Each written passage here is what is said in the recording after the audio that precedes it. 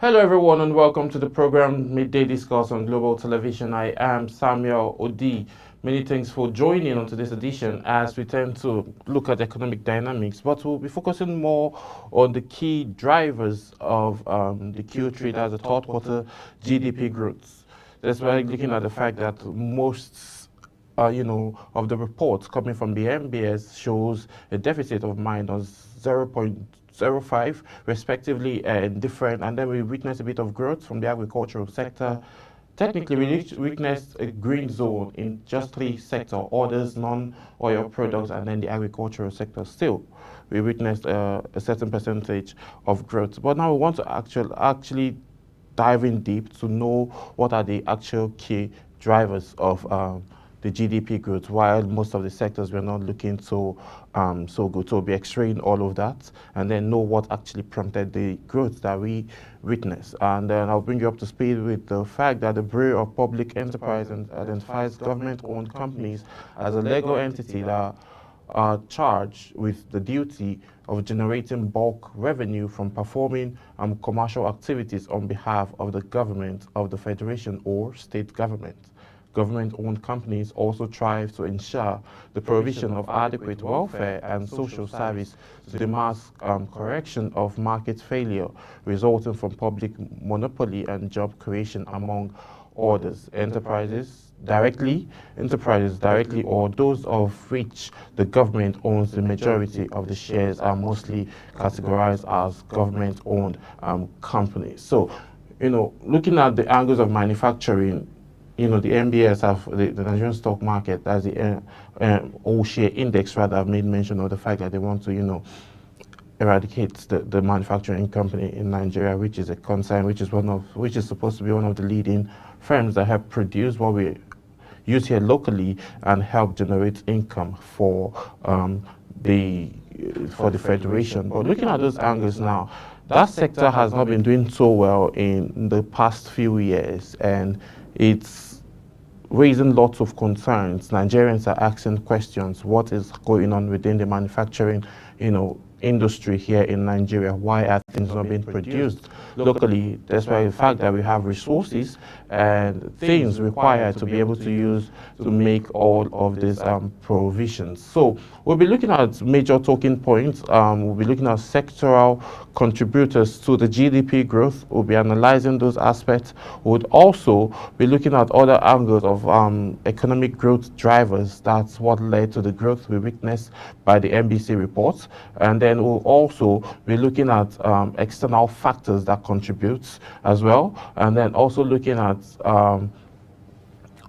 human capital and labor markets. We'll be looking at all of these angles of the conversation and then see how they each played their role to the growth that we witnessed. Today's edition is, full, and then I would advise you, sit back, relax as we bring you most of the, interesting conversation. So we'll be going on a quick break, and then when we return back, we'll guide in straight into the conversation while I introduce my guests who would help us understand most of these talking points. Please do stay with us. We'll be right back.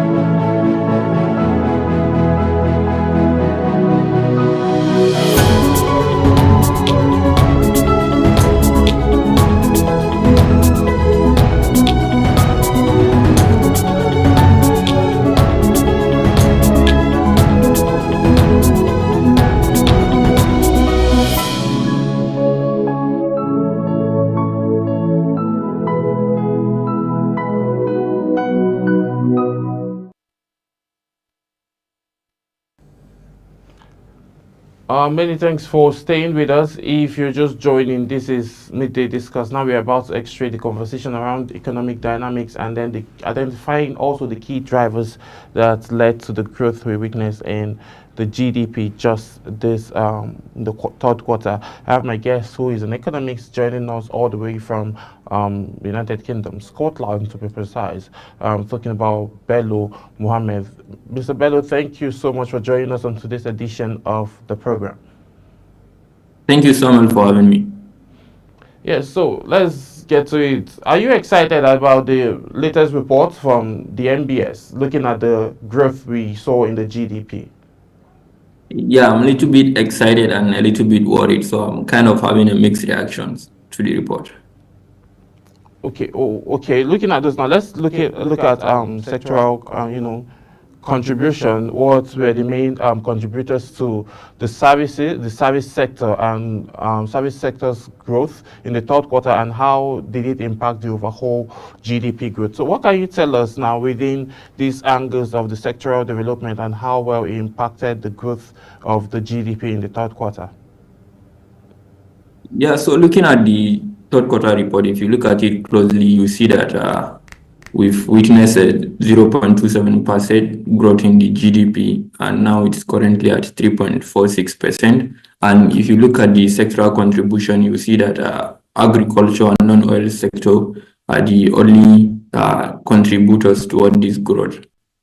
Agriculture, particularly with 6.04%, and non-oil sector with 0.1%. But the more worrying part of it is seeing a huge decline from the service sector by 5.18%, and industries also recording a negative growth by 0.85%, and oil sector also, which has been the mainstream of the economy. But this points to a lot of things, particularly with the oil sector.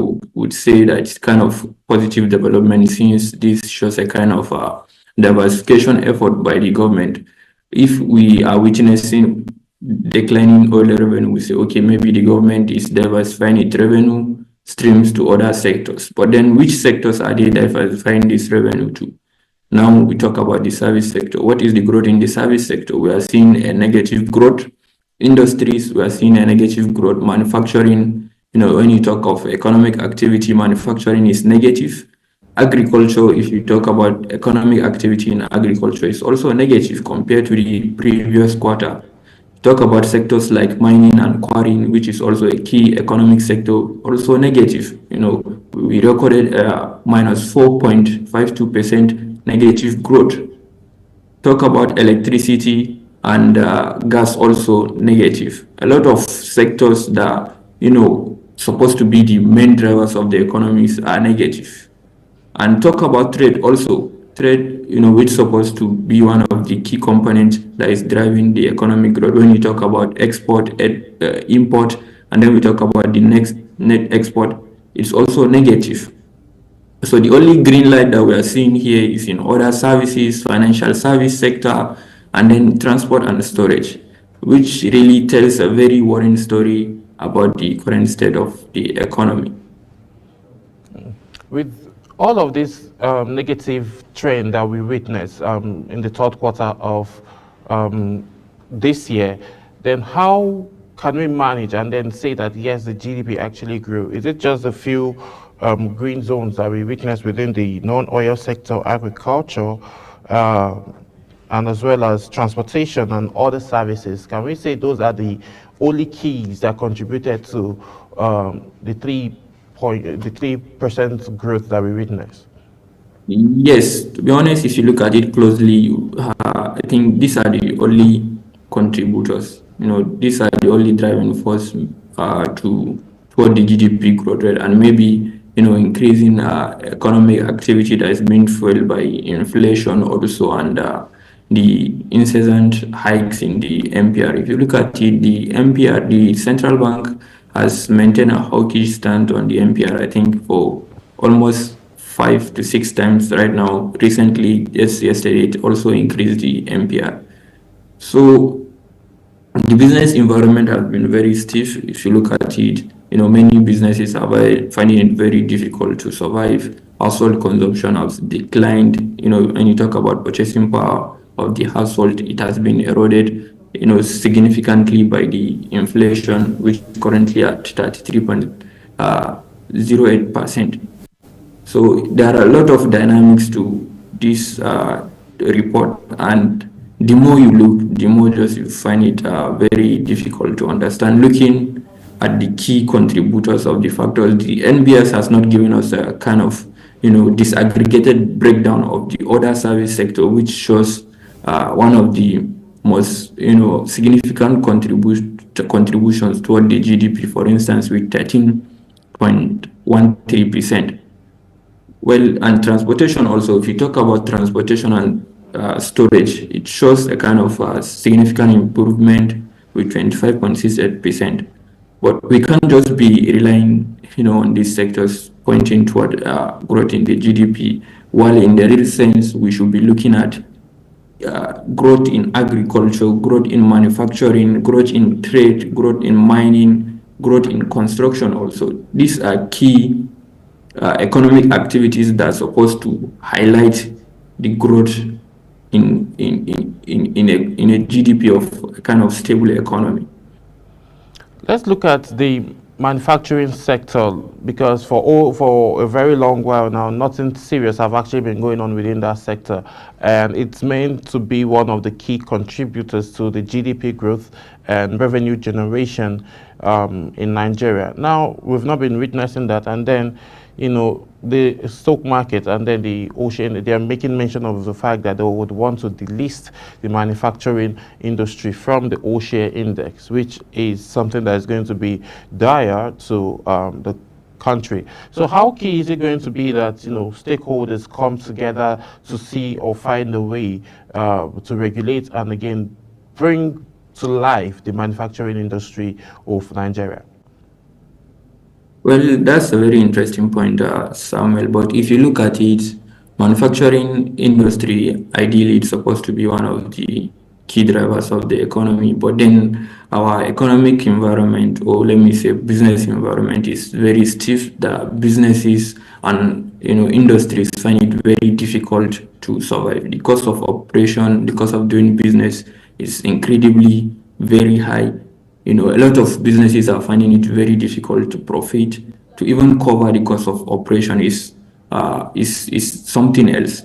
Thanks to the hike by the CBN, that's the MPR, and the also inflation rate. So if you look at it, most of these industries rely on borrowing to finance most of their activities. So the cost of borrowing today is something else. You cannot even borrow with the current MPR, with the current interest rate. If you are thinking of borrowing, then the thought of even repaying that borrowing is something that will just send your mind backward to the thought of you borrowing. So if you look at it, all these factors combined, they make the issue very complex and very difficult. That's why we see a lot of businesses going out of the market. They are closing their shops. They are trying to diversify into other means. They are trying to focus on other niche that kind of give them a better advantage than just the manufacturing.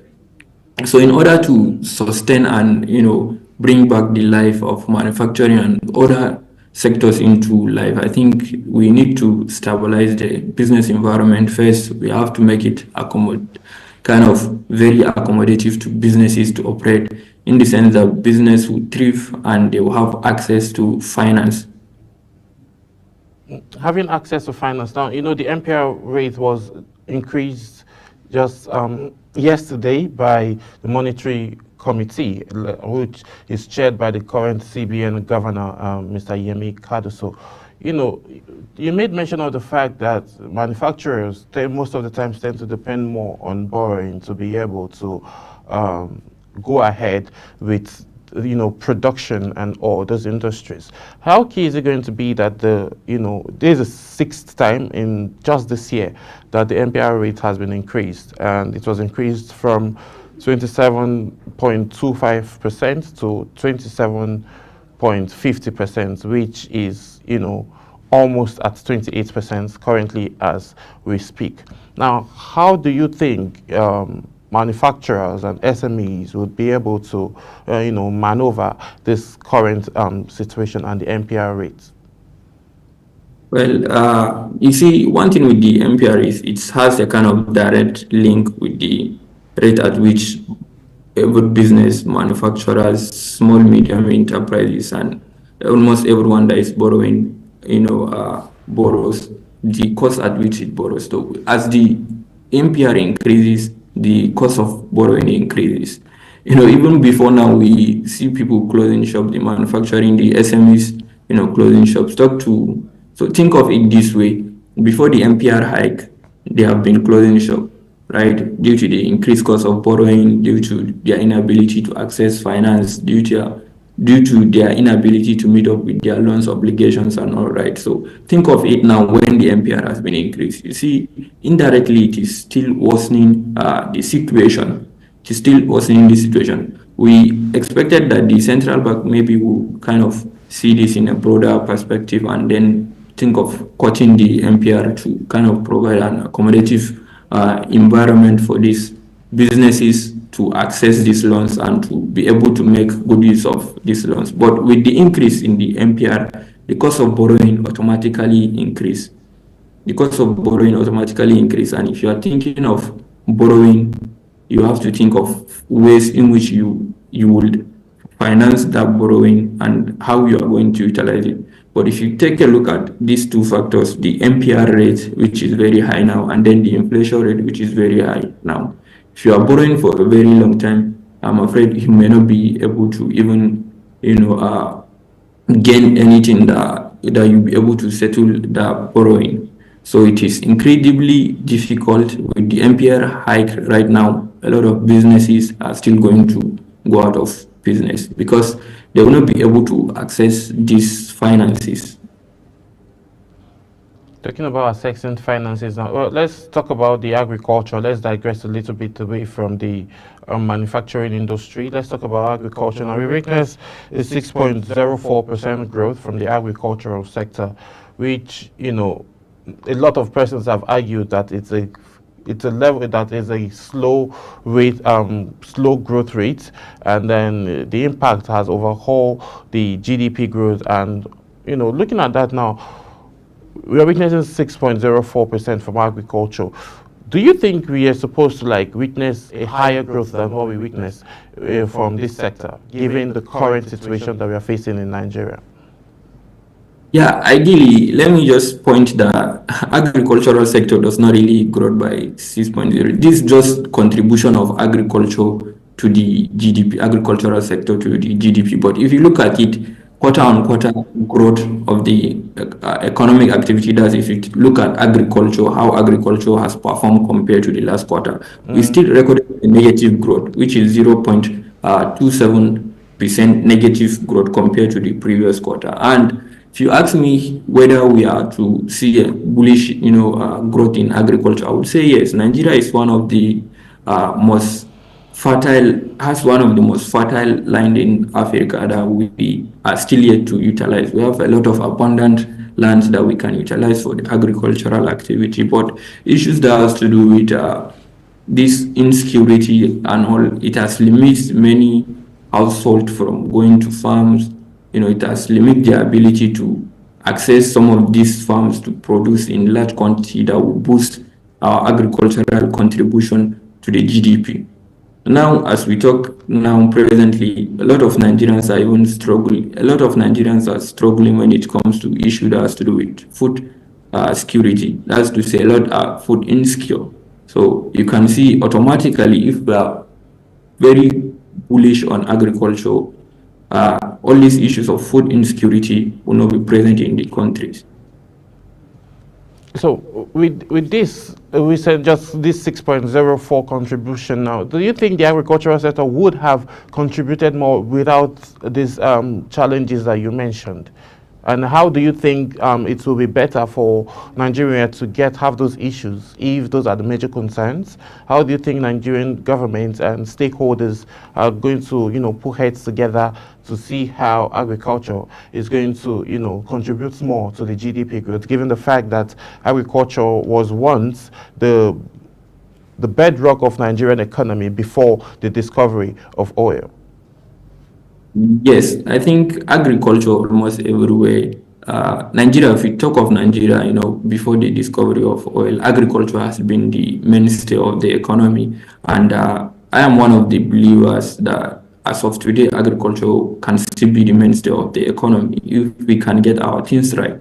The main issues behind the decline in productivity when it comes to agriculture, as I mentioned, it's not limited to insecurity and climate change issues. For instance, we have rainfall shortages, we have issue of drought, and flood also in some other areas that these agricultural produce are being produced. right? So I think the way forward here is just to kind of strengthen the system and make sure that this insecurity is being addressed, which is one of the key issues. We talk about agricultural production, you talk about the north more specifically, you talk about Benue, you talk about the lack of Sokoto, talk about the lack of Katsina, talk about the lack of Maiduguri and Adamawa State also. But these are areas that have been, very disturbed when it comes to insecurity.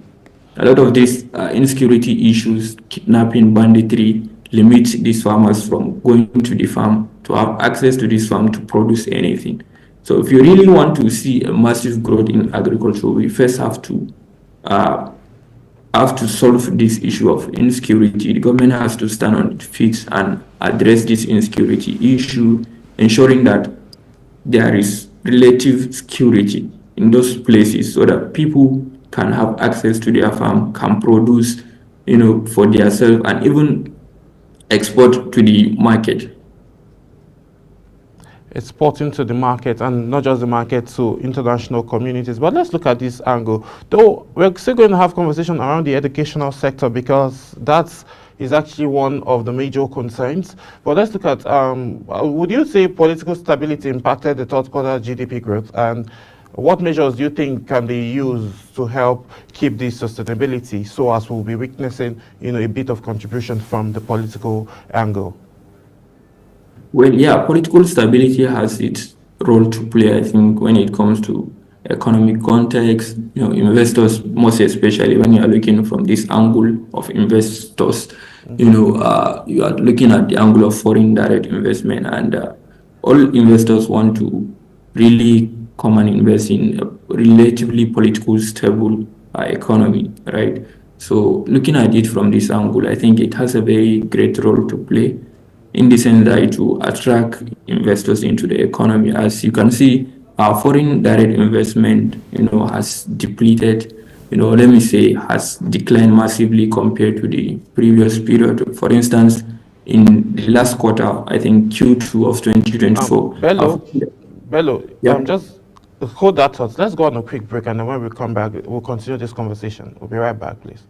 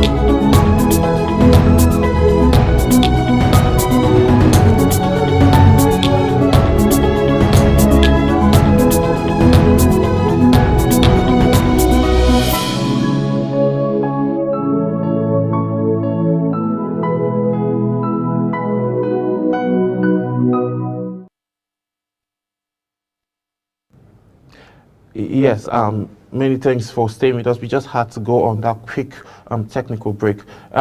Bello, if I'm sure you're with us. So you were making mention about political stability, and you were mentioning the fact that it aids to, invite foreign investors.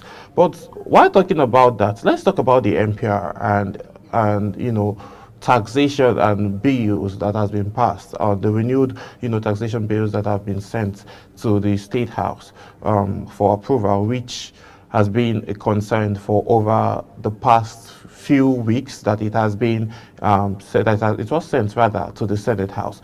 How key is it going to be that we have a tax friendly environment that would also help aid foreign investors in line with political stability that helps with investors invitation to help to come invest in Nigerian economy?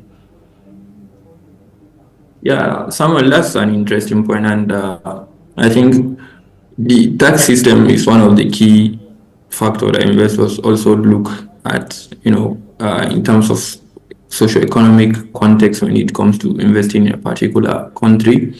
And the tax bill right now that is being forwarded, and I think it's a very key development because the current tax bill is looking at expanding the tax base in Nigeria. For instance, if you look at it, I think I'm one of the proponents also of this idea that Nigeria is not, to some extent, Nigeria, the tax base in Nigeria is not fully, optimized, in the sense that we have a lot of taxes that we are supposed to be collecting, but we are still yet to like optimize those tax income streams, right?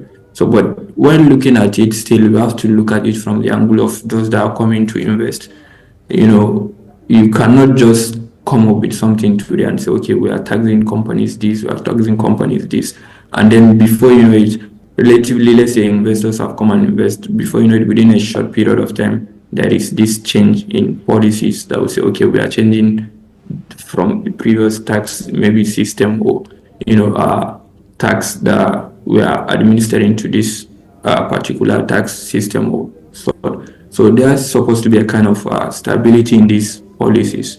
Investors are looking at long-term stability in economic policies that has to do with the business environment. They want to see that the business environment is relatively stable when it comes to policies that affect their business either directly or indirectly. And the area of tax, it's something that directly affect the business, right?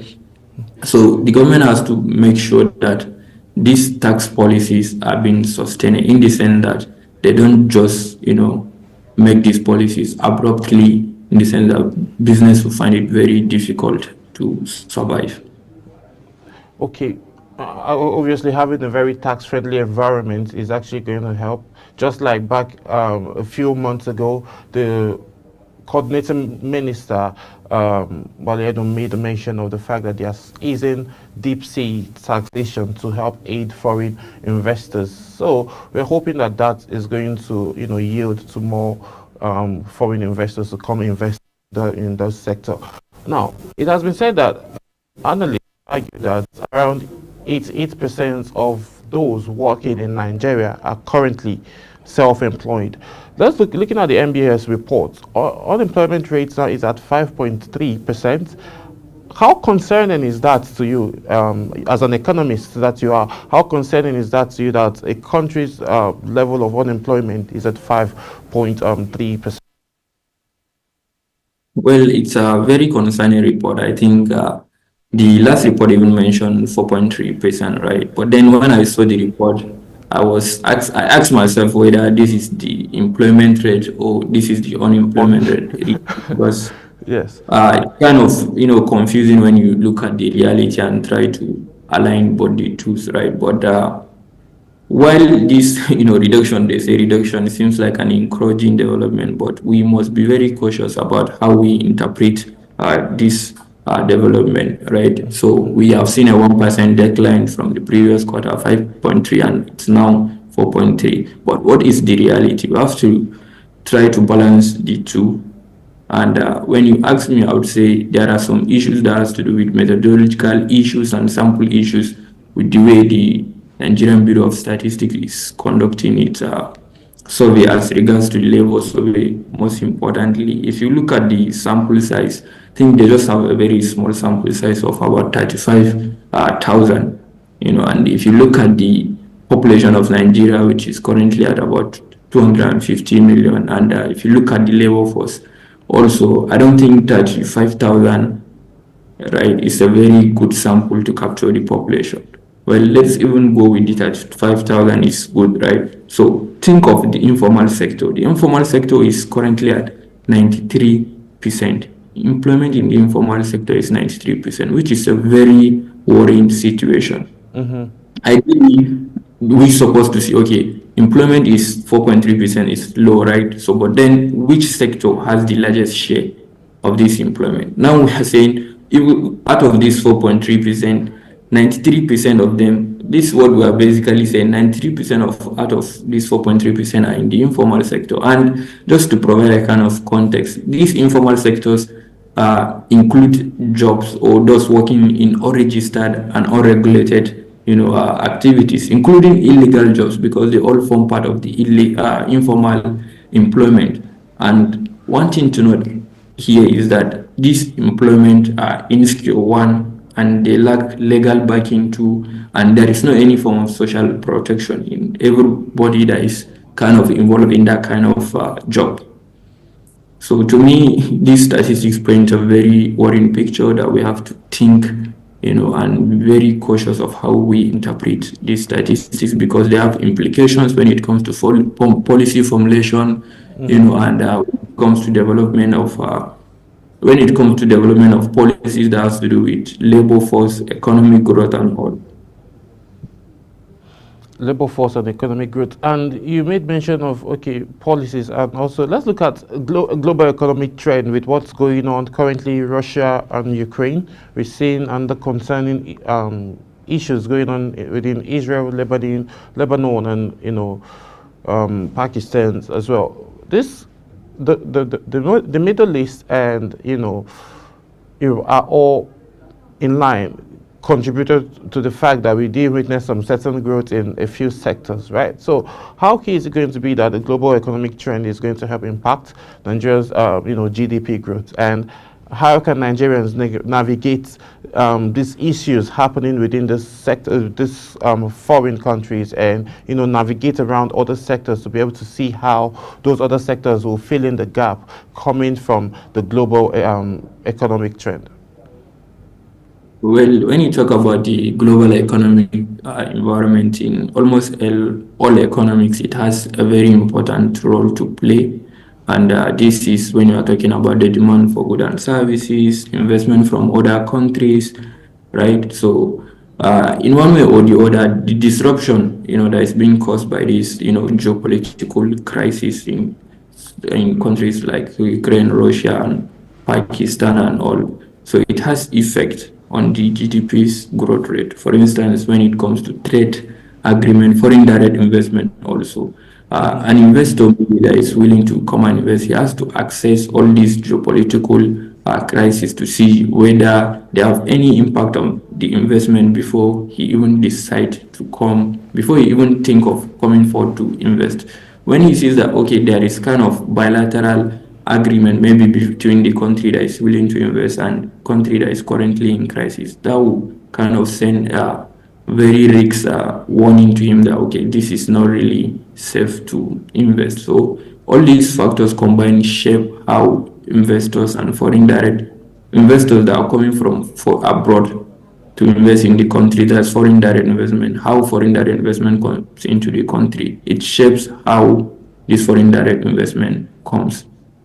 So I think they play a very key important role. And going forward, I think if we really want to, we have to play safe, and then we have to be diplomatic as possible to see this geopolitical crisis does not come into any way as a kind of barrier toward us attracting foreign direct investment or any other investment from abroad into the country.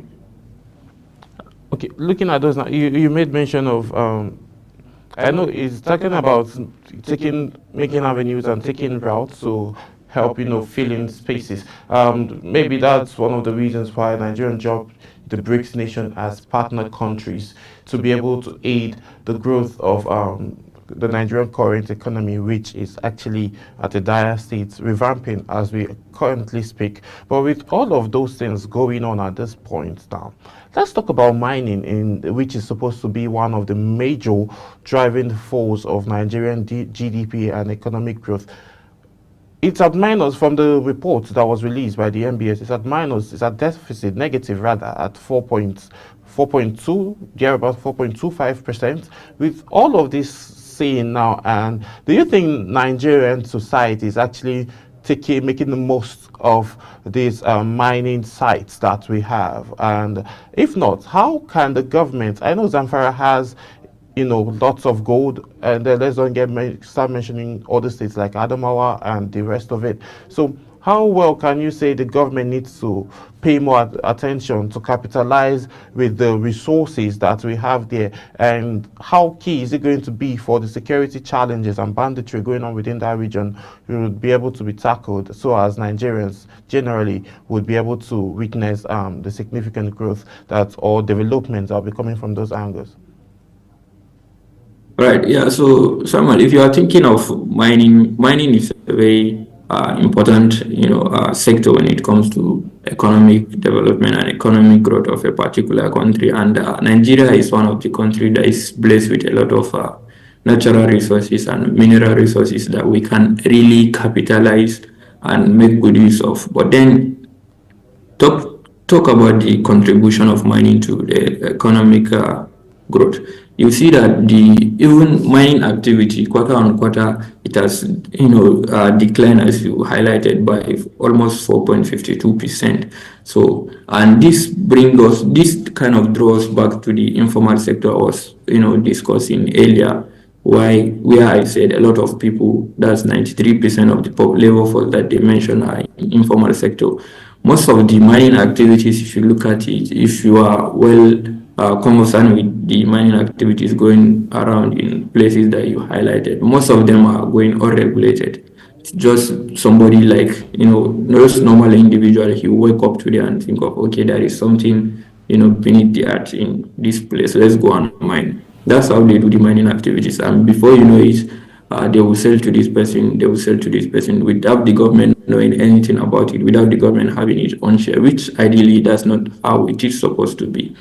The government should be the one, mining all these natural resources and minerals. Do you So think I the think, regulatory bodies are not like following through with these actual miners? Do you think the regulatory bodies turn a blind eye to the issues going on within the mining sector?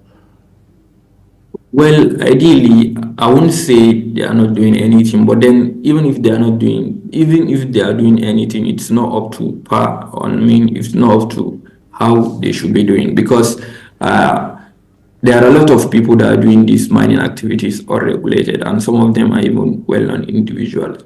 So I think what best the government should do is to position itself very well to see that the holistic of these mining and quarrying activities are being regulated by the government, in the sense that if you are thinking of starting anything that has to do with mining, you have to be registered. You have to be registered with the government. You have to establish what sort of mining are you going to partake in, right? You have to report like every time, maybe time on time, the progress of the activities you are doing. And the government should also kind of be having a kind of supervisory function over all those mining activities that are ongoing in the country. Okay, let's move away from mining, because the regulatory bodies now need to pay so much attention to that. The government also needs to step in, because it's been said, a lot of people have said, analysts have argued that on a daily, Nigerian natural resources are being stolen away from Nigeria to foreign countries. And then the funny thing is, Nigerians go to most of these countries and then end up buying them at a higher rate, while our manufacturing industry can be able to work with this mining regulatory commission and then miners to be able to produce most of those things locally here. But I don't think most people are ready to have that conversation. But the conversation that we wouldn't run away from is the conversation around education, which didn't contribute much. But we're seeing a negative around that sector. What does this tell to the future of education in Nigeria, and what does this mean to the common man that can, afford to fly his or her child to the diaspora to go study? What does this tell about our educational sector?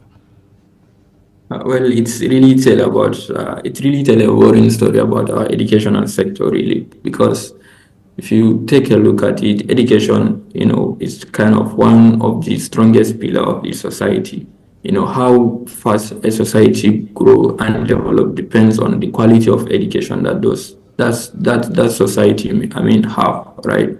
So the more the quality of our education goes down, the less developed we become. Forget about any economic indicators that will be, trying out and saying, okay, we've seen growth in here, we've seen growth in this sector. So our education is supposed to be one of the key sectors where we should be seeing growth. When I talk about growth, I mean growth in terms of human capital development, the quality of graduate that we are turning out every day, right?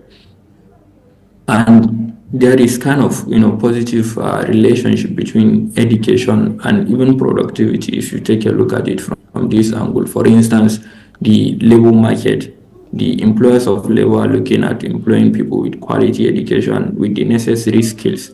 So if you are not, if you are an illiterate, I mean, you don't have any formal education, or the education that you have is of less quality. I mean, your contribution to the economy will not be as much as that of somebody who has a high quality of education and who is exposed to a high standard of education and has a very diverse set of skills which are being developed through his means of going to school. So I think this is a very key area that we need to focus on improving if the government is really looking at the overall development of the economy. Looking at the overall development of the economy, let's talk about labor, the labor market, and how it performed in the third quarter. What implications did this have for the GDP growth? Looking at the fact that around 88% of employed Nigerians are self-employed, and now the economy and tariff hike, inflation at 33.88%. Also, other factors contributing, high exchange rates, naira to dollar at 1,700 plus at this point. So how have this now affected the labor sector, and how did it, affect the contribution of the labor in terms of the growth that we witnessed in the third quarter of 2024? Well, when you talk about labor market and self-employment in Nigeria, I think a lot of things comes to mind, particularly about what we mean by self-employed, right? Self-employed might mean somebody that is just working individually. But then the question is, what is that person doing, right? You can be working, but then what are you working on? And which sector are you working on? This is another question that we have to ask ourselves. And the growth of self-employment when it comes to Nigeria, it's something to really question. With the current business environment, as we discussed earlier, right? The business environment is stiff for even existing businesses. The businesses are finding it very difficult to thrive. They are finding it very difficult to operate. So thinking of somebody that is unemployed, okay, is thinking of going into self-employment, because one of the two things might definitely happen. It's either you are unemployed, you are ideal. If you're unemployed, that's to say you are ready to work and you are actively searching for the work. And if you are ideal, that's you are you are economically inactive. That's to say you are not doing anything. And if you are self-employed, that's to say you are doing one thing or the other, right? But then what is that thing that you are doing? Are you really even doing the thing? That's the question to start with. And this brings us to the conversation about the business environment. If you are talking about self-employment, you are talking about somebody going into the labor market or to the business environment, ideally to do one or two things, right? So, but what is the cost of operation in that environment? How are people finding it in that environment? Even the existing business, as I highlighted earlier, are finding it very difficult to operate currently with the increase in inflation and with the interest rate also going extremely high. So people that people that are transitioning from unemployment to self-employment, I don't think there will be even anything for them to like get out of that self-employment. No, with the current economic situation now, Nigerian consumer power index, well, individuals don't have that luxury of, power now to make lots of purchase at this point. But now, as an economist now, how can SMEs navigate this current inflation rates, high rates of tariff, high interest rates, and all the challenges going on within the country? How do you think Nigerians and business owners can be able to navigate these issues? You see, when you come to business navigating this issue, ideally businesses doesn't have any control over, let's say, interest rate, inflation and all, right? So they barely have anything they can do to improve the situation. This is basically the role of the government. The government has to come in and improve the business environment and investment environment also. And this can only be achieved if we have a relatively stable inflation rate and when we have a relatively stable interest rate. So the government has to come in here and cut the interest rate. If they are not cutting the interest rate, they should kind of have a tiered interest rate in the sense that those that are into businesses or but those that are engage in some, let's say, sectors like manufacturing industries. So those kind of sectors should be given a kind of low interest rate in the sense that they'll be given a kind of low interest rate compared to just people that are borrowing for borrowing's sake, right?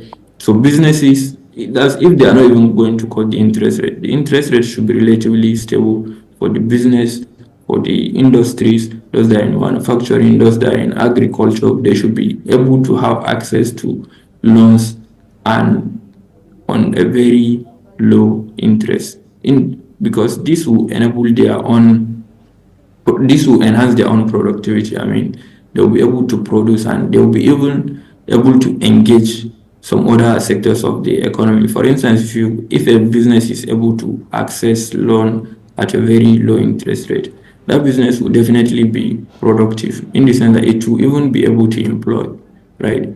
Would definitely see an increase in the labor force. Employment opportunities will be available. Our business will be booming and contribution to GDP will be very high, right? And additionally, the government can also provide a kind of funding.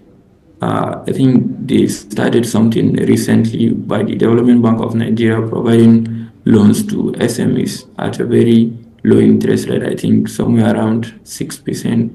I cannot recall exactly, but the interest rate is very low. You just put in your application and submit, and you have access to the finance. But the number of businesses that we have today are very large in the sense that not everyone will be able to access that finance. So you see, the government have to come into play here to expand the financial base in the sense that a lot of businesses will be able to access the funding and enhance their business activities. Okay. Thank you so much, Bello Mohammed, for joining us on today's edition of Midday Discourse as we extract most of these major talking points around the economy and what needs to be done. All of your recommendations were pinned down, and we're hoping the government and stakeholders would, collaborate to be able to help Nigerian economy and Nigerians enjoy the dividends of being Nigerian, and business individuals as well would want to, attract more investors into the economy. This is how much time will permit us to take. Thank you so much, Mohammed Bello, for joining us on today's edition of the program. Yeah, thank you. Have a nice day, Samuel. Yes, and then that's how much time will permit us to take on today's edition. My name is Samuel Odi. I'll see you again tomorrow. Bye for now.